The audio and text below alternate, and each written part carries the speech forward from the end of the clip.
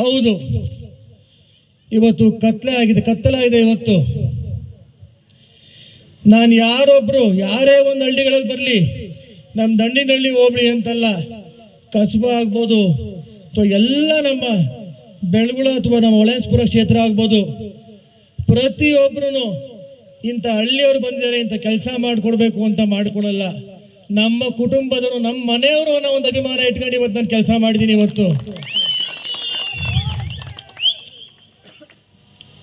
ಇವತ್ತು ನಿಮ್ಮೆಲ್ಲರ ಜನಪ್ರಿಯ ಶಾಸಕರು ಬಾಲಣ್ಣವರು ಎಷ್ಟು ಕೆರೆಗಳಿಗೆ ಇವತ್ತು ನೀರು ತುಂಬಿಸಿದ್ದಾರೆ, ಎಷ್ಟು ಇವತ್ತು ರಸ್ತೆಗಳಿಗೆ ಅನುದಾನ ಕೊಟ್ಟಿದ್ದಾರೆ. ಇವತ್ತು ನಿಮ್ಮ ಭಾಗದಲ್ಲಿ ಇವತ್ತು ಈ ಶುಗರ್ ಫ್ಯಾಕ್ಟ್ರಿ ಇವತ್ತು ಕಾರ್ಯಕ್ರಮ ಮಾಡ್ತಾ ಇದ್ದೀರಾ.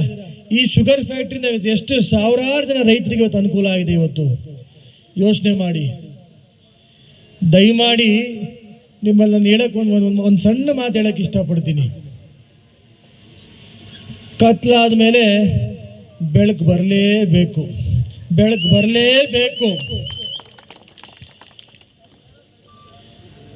ಏನು ಈ ಒಂದು ಸಂದರ್ಭ, ಏನೊಂದು ಸನ್ನಿವೇಶ ನೆನೆಸ್ಕೊಂಡ್ರೆ ಮಹಾಭಾರತದ ಒಂದು ಸಂಗತಿ ಜ್ಞಾಪಕ ಆಗುತ್ತೆ. ಇವತ್ತು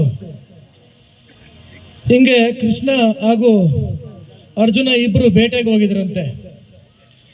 ಬೇಟೆ ಮಾಡಬೇಕಾದ್ರೆ ಒಂದಷ್ಟೊತ್ತು ವಿರಾಮಸೋಣ ಅಂದ್ಬಿಟ್ಟು ಒಂದು ಕಡೆ ಒಂದು ಸರೋವರದಲ್ಲಿ ಇಬ್ರು ಕೂತ್ಕೊಂಡ್ರಂತೆ. ಅರ್ಜುನ ಕೇಳ್ತಾನಂತೆ ಕೃಷ್ಣನ್ನ, ಕೃಷ್ಣ, ಒಂದೇ ಒಂದು ಲೈನ್ ಬರಿಬೇಕು ನೀನು. ಒಬ್ಬ ವ್ಯಕ್ತಿಗೆ ತುಂಬಾ ಸುಖ ಇದೆ, ತುಂಬಾ ಸಂತೋಷ ಇದ್ರೆ ಆ ಸಾಲು ನೋಡಿದ್ರೆ ತುಂಬಾ ದುಃಖ ಆಗಬೇಕು. ಒಬ್ಬ ವ್ಯಕ್ತಿಗೆ ತುಂಬಾ ದುಃಖ ಇದ್ರೆ ನೀನು ಬರ್ದಿದ್ದ ಸಾಲು ನೋಡಿದ್ರೆ ತುಂಬಾ ಸಂತೋಷ ಆಗಬೇಕು ಅಂತ. ಕೃಷ್ಣ ಒಂದೇ ಒಂದು ಸಾಲು ಬರೀತಾನಂತೆ, ಈ ಸಮಯ ಕಳೆದು ಹೋಗುತ್ತದೆ ಅಂತ. ಹಂಗೆ ಇವತ್ತೇನು ಕತ್ಲು ಆವರಿಸ್ಕೊಂಡಿದೆ, ಕುತಂತ್ರಿಗಳ, ವಿರೋಧಿಗಳ, ದ್ವೇಷದ ರಾಜಕಾರಣದ ಕತ್ತಲು ಇವತ್ತೇನು ಆವರಿಸ್ಕೊಂಡಿದೆ, ಇವತ್ತು ಮತ್ತೆ ನಿಮ್ಮ ಸೂರಜ್ ರೇವಣ್ಣನ ಮೂಲಕ ಸೂರ್ಯ ಹುಟ್ಟುತ್ತೆ ಅಂತ ಹೇಳಕ್ ಬಯಸ್ತೀನಿ ನಾನು.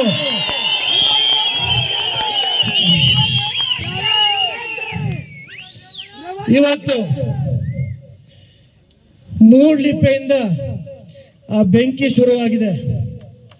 ಈ ದ್ವೇಷದ ರಾಜಕಾರಣ ಮಾಡ್ತಾರಂತ ಈ ಕಾಂಗ್ರೆಸ್ ಸರ್ಕಾರ, ಇವತ್ತು